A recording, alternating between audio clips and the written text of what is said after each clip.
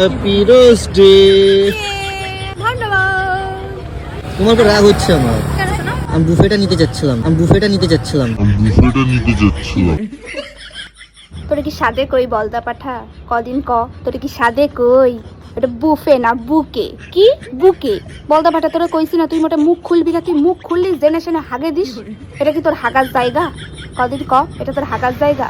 তোর বাড়ি কি হাগার জায়গা নাই? যদি তোর বাড়ি হাগার জায়গায় না থাকে তাহলে যা না সুমি সাপটির বাড়িকে একটুখানি হাগে দিয়াই।